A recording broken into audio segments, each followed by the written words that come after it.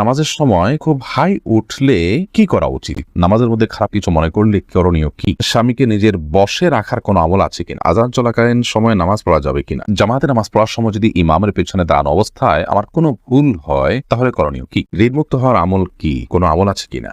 ওযু করার সময় সাবান ব্যবহার করা জায়েজ না? উত্তরটা দিবেন প্লিজ। ফরজ নামাজে ভুল হলে কি সাজদা দিব নাকি নামাজ ভেঙে আবার নতুন করে পড়ব? নামাজ পড়ার সময় যদি দেখি কোন শিশু পড়ে গিয়ে ব্যথা পেতে পারে তাহলে কি নামাজ ছেড়ে তাকে ধরতে পারবো? নামাজের সময় কি মহিলাদের পায়ের পাতা ঢাকা আবশ্যক? কবরের নেম প্লেট পড়লে কি কোনো ক্ষতি হয়? কেউ কেউ বলে থাকেন এতে চোখের জ্যোতি কমে যায়, কথাটি কতটুকু সত্য? প্রিয় দর্শক, আর বিলম্ব না করে চলুন আপনাদের করা জীবন ঘনিষ্ঠ জিজ্ঞাসা যেগুলো ইতিমধ্যে আমাদের কাছে চলে এসেছে সেগুলোতে আমরা প্রবেশ করি। জাইনা আফরোজ আপনি লিখেছেন, নামাজের মধ্যে খারাপ কিছু মনে করলে করণীয় কি?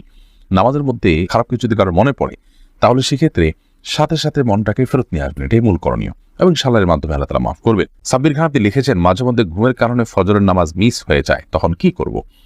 ঘুমের কারণে হঠাৎ কালে ভদ্রে মিস হয়ে যেতে পারে নামাজ, তাহলে সেক্ষেত্রে যখন ঘুম ভাঙবে তখন আপনি নামাজ পড়ে নেবেন, কিন্তু নিয়মিত যদি এরকম হয় তাহলে সেটা দোষণীয়। এরপরে সোনিয়া আপনি লিখেছেন, আযান চলাকালীন সময় নামাজ পড়া যাবে কিনা? জি, আযান চলাকালীন সময় নামাজ পড়লে নামাজ হবে, কোনো অসুবিধা নেই।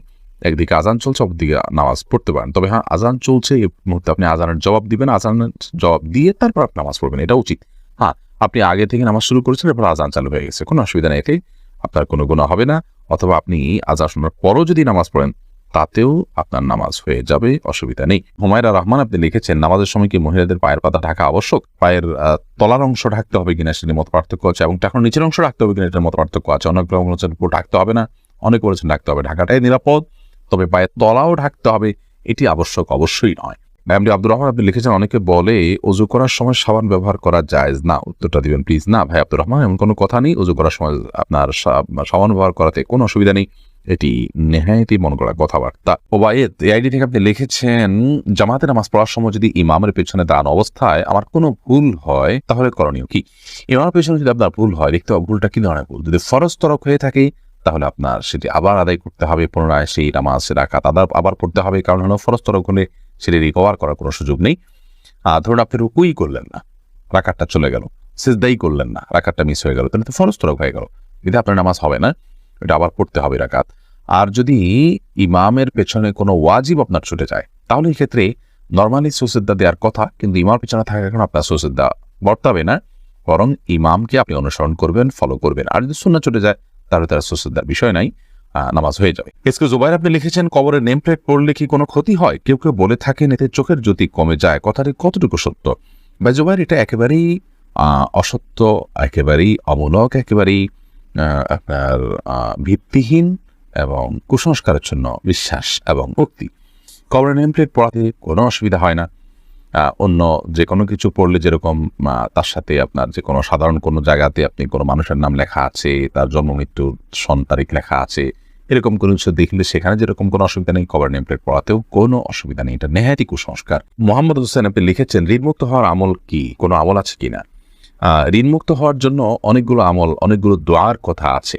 এর মধ্যে থেকে একটি দোয়া খুব সহজ, সেটা হলো আল্লাহুম্মা কফিনি বিহালালিকা আন হারামিক ওয়া আগনিনি বিফদলিকা আম্মান সিওয়াক। আল্লাহ, আপনি আমাকে হারাম এর পরিবর্তে হালাল দিয়ে আমার জন্য আপনি যথেষ্ট হয়ে যান, হালাল যেন আমার জন্য যথেষ্ট হয়ে যায়, এবং আপনি ছাড়া অন্য কারোর উপর যেন আমাকে নির্ভর করতে না হয়, আপনি তার থেকে আমাকে অমুখাপেক্ষী করে দিন। এই দোয়াটি ঋণমুক্ত হওয়ার জন্য আমরা পড়তে পারি। এছাড়া আল্লাহ তাআলার কাছে সাধারণভাবে দোয়া করতে পারি। বিভিন্ন দোয়া আছে, আল্লাহুম্মা ফারিজাল হাম, দীর্ঘ একটা দোয়া আছে। এই দোয়াগুলো আমরা ঋণমুক্তির জন্য আল্লাহর কাছে বিশেষভাবে পেশ করতে পারি। তাছাড়া আরেকটা দোয়া আছে, আল্লাহুম্মা ইন্নী আউযু বিকা আল্লাহুম্মা ইন্নী আউযু বিকাল হাম্মি ওয়াল হাযান ওয়া আউযু বিকাল আজজি ওয়াল কাসাল ওয়া আউযু বিকা মিন গালাবাতিদ দাইনি ওয়া কাহরির রিজাল। এই দোয়ার শেষ অংশের অর্থ হলো ওয়া আউযু বিকা মিন গালাবাতিদ দাইন, আল্লাহ ঋণের প্রাবল্য, ঋণের প্রাধান্য, যেটার কারণে আমার ঋণের বোঝা আমি নুয়ে পড়ি, এটা থেকে আমি আপনার কাছে পানাহ চাই। ওয়া কাহরির রিজাল, এবং মানুষজন আমার উপরে চড়াও হয়, এরকম কোনো পরিবেশ পরিস্থিতির মুখোমুখি হওয়া থেকে আমি আপনার পানাহ চাই। তো এই দোয়াটাও আমরা পড়তে পারি। ঋণ মুক্তির জন্য অনেকগুলো দোয়াই আছে, আমরা সেগুলো অনুসরণ করতে পারি। ইনশাআল্লাহ বিদিনিল্লাহ আমরা এটার উপর ভিন্ন কোনো একটা স্বতন্ত্র ক্লিপে কথা বলার চেষ্টা করবো, আল্লাহ তাআলা তৌফিক দান করে। উর্মি আক্তার উর্মি আপনি লিখেছেন, শুনেছি নর্মাল ডেলিভারিতে সব আছে, এই বিষয়ে একটু বলবেন কি? ডেলিভারি নর্মাল হবে নাকি অপারেশনের মাধ্যমে হবে সেটা একান্ত আপনাদের নিজস্ব ব্যাপার। শরীয়তের ক্ষেত্রে কোনো বিশেষ কিছু ঠিক বা ধার্য করে দেয়নি। নর্মাল ডেলিভারি হলে বিশেষ সব আছে এমন কোনো কথা নেই। তবে হ্যাঁ, মায়েদের যদি সন্তান প্রসব করতে গিয়ে দুনিয়া থেকে আল্লাহ করে চলে যেতে হয়, মৃত্যু হয়ে যায়, তাহলে সেক্ষেত্রে তারা শাহাদাতের মর্যাদা পাবেন, সেটি ভিন্ন বিষয়। সেটার সাথে নর্মাল বা অপারেশনের কোনো সম্পর্ক নেই। ইসরাত জাহান পারভী আপনি লিখেছেন, ফরজ নামাজে ভুল হলে কি সৌসিদ্ধা দিব নাকি নামাজ ভেঙে আবার নতুন করে পড়বো? যদি ওয়াজিব তরক হয়, ওয়াজিব ছুটে যায়, তাহলে সিদ্ধা সৌ দিবেন। যদি ফরজ ছুটে যায় তাহলে ওই নামাজ আপনাকে আবার পড়তে হবে। আর যদি সুন্নত ছুটে তাহলে তো কিছুই বিশেষ করার নেই। এই জন্য ফরজ কোনটা, ওয়াজিব কোনটা, সুন্নত কোনটা সেটা আপনাকে জানতে হবে। এরপরে আয়েশা আমির আপনি লিখেছেন, স্বামীকে নিজের বশে রাখার কোনো আমল আছে কিনা? স্বামীকে বশে কেন রাখতে চাচ্ছেন? স্বামীকে বশে রাখলে আমার সব কথা শুনবে এমনটি আমরা চাই বা কামনা করি। পৃথিবীতে মানুষ যা চাইবে তার সব হবে, এমনটি আসলে হওয়ার জায়গা পৃথিবী নয়। এমন জায়গা তো জান্নাত। অতএব বশে রাখার জন্য আমল বলতে আমাদের সমাজে বিভিন্ন রকমের তাবিজ, কবজ, তদবির ইত্যাদির প্রচলন আমরা দেখে থাকি। এগুলো গর্হিত এবং কোনো কোনোটি শিরক এবং কুফরির পর্যায় পর্যন্ত নিয়ে যেতে পারে। বিধায় এগুলো কোনো অবস্থায় করা উচিত নয়।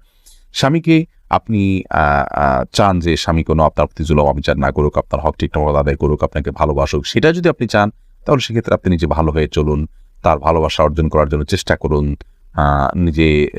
নিজেকে একজন উত্তম স্ত্রী এবং আকর্ষণীয় করে তার সামনে উপস্থাপন করুন এবং তাকে ভালো মানুষ হওয়ার জন্য বিভিন্ন দিক থেকে হেল্প করুন, আল্লাহর কাছে দোয়া করুন। এগুলো আপনার কর্তব্য।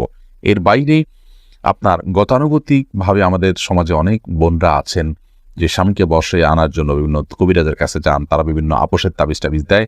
এগুলো গর্হিত কাজ এবং গুনাহের কাজ, কোনো কোনো ক্ষেত্রে ঈমান বিধ্বংসী কাজ হতে পারে এবং এর ফলশ্রুতিতে অনেক সময় ক্ষতির মুখোমুখি হয় মানুষ। বিধায় এগুলো করা উচিত নয়। মাসুম আহমেদ আপনি লিখেছেন, দেনমোহর বেশি দিয়ে বিয়ে করেছি, আমার সবটুকু দেওয়ার মতো অবস্থানে এখন কি করতে পারি? স্ত্রীর কাছ থেকেই বোঝাপড়া করে মাপ চেয়ে নেবেন অথবা দীর্ঘমেয়াদে সেটা আদায় করার জন্য কোনো একটা প্ল্যান করবেন যে কিছু কিছু করে দিয়ে যাতে করে আদায় হয়ে যায়, সে চেষ্টা আপনাকে করতে হবে। শারমিন নাইম আপনি লিখেছেন, নামাজ পড়ার সময় যদি দেখি কোনো শিশু পড়ে গিয়ে ব্যথা পেতে পারে তাহলে কি নামাজ ছেড়ে তাকে ধরতে পারবো? যদি দেখেন যে সে ক্ষতিগ্রস্ত হতে পারে, বড় ধরনের ক্ষতিগ্রস্ত, বিশেষ করে জীবন হুমকির মধ্যে পড়তে পারে, এরকম পরিস্থিতি হলে অবশ্যই নামাজ পড়ে আপনি তার জীবন রক্ষা করবেন। শিশু শুধু নয়, যে কোনো মানুষের ক্ষেত্রে প্রযোজ্য। ধরুন আপনি নামাজে দাঁড়িয়েছেন, একজন মানুষ পানিতে পড়ে গেছেন, তিনি সাঁতার জানেন না, তিনি ডুবে মৃত্যুর মুখে পতিত হতে পারেন, আপনি তাকে বাঁচানোর সুযোগ আছে, তাহলে আপনি নামাজ ছেড়ে দিয়ে তাকে বাঁচাতে হবে। এটার ব্যাপারে সমস্ত ফুকাহা কেরাম একমত। ঠিক একই ভাবে একটা শিশু, সে যদি কোনো বিপদের মুখে পড়তে যাচ্ছে, আপনি দেখতে পাচ্ছেন যে মৃত্যুর মুখে পতিত হতে পারে, বড় ধরনের বিপদ হতে পারে, আপনি নামাজ ত্যাগ করে তাকে ধরতে পারেন, কোনো অসুবিধা নেই। আর যদি হালকা পাতলা ব্যথা পেয়েছে, মনে হয় যে অন্য কেউ হয়তো ধরবে, হয়তো একটু কান্নাকাটি করে ঠিক হয়ে যাবে, তাহলে সেক্ষেত্রে আপনি নামাজ ছেড়ে তাকে ধরা উচিত নয়। মাসুমা আক্তার আপনি লিখেছেন, সৌসিদ্ধা দিতে ভুলে গেলে করণীয় কি? যখন স্মরণ আসবে তখন দিয়ে দিবেন। আর যদি আপনি সালাত শেষ করে অন্যদিকে হাঁটাচলা করছেন, তারপরে মনে হয়েছে, তাহলে সেক্ষেত্রে আপনি আবার সে নামাজ পড়বেন। এরপরে নওশিন আক্তার আপনি লিখেছেন, নামাজের সময় খুব হাই উঠলে কি করা উচিত? নামাজের সময় যদি অনেক বেশি হাই উঠে তাহলে আপনি যে কোনো সময় নামাজের বাইরে হাই উঠলে হাইটাকে বাধা দেওয়ার চেষ্টা করা উচিত। কারণ হাই তোলার মাধ্যমে আপনার শয়তান মানুষের ভেতরে প্রবেশ করার বিশেষভাবে সুযোগ লাভ করে থাকে এবং দুষ্টু জিনে আক্রান্ত মানুষগুলোকে দেখবেন যে খুব বেশি হাই তুলতে থাকে। আমি এরকম অনেক মানুষকে দেখেছি যারা দুষ্টু জিনের প্রভাবে প্রভাবিত, তাদের উপর দুষ্টু জিনের প্রভাব বেশি হওয়ার কারণে তারা এত বেশি হাই তোলেন যেটা স্বাভাবিক কোনো মানুষ হাই তোলে যে সেরকম কোনো বিষয় নয়। এই জন্য হাই তোলার এই সময়টাতে এই শয়তান মানুষের ভিতরে প্রবেশ করে, দুষ্টু জিন প্রবেশ করে, সেজন্য এটাকে হাত দিয়ে বাধা দেওয়া উচিত। মুখের কাছে হাত বা কোনো কিছু নিয়ে গেলেই কিন্তু হাইটা বন্ধ হয়ে যায়। নামাজের মধ্যে সেই কাজটা আমরা করতে পারি। তবে নামাজের মধ্যে হাই তোলার পর এমনি বিশেষভাবে নামাজের মধ্যে হোক, নামাজের বাইরে হোক, কোনো অবস্থাতেই বিশেষ কোনো দোয়া নেই। লা হাওলা ওয়ালা কুওয়াতা ইল্লা বিল্লাহ আমরা অনেকে পড়ি, এটা পড়তে হবে হাই তোলার পর, এরকম কোনো বাধ্যবাধকতা নেই, বরং আপনি হাত দিয়ে সেটাকে বাধা দেওয়ার চেষ্টা করবেন।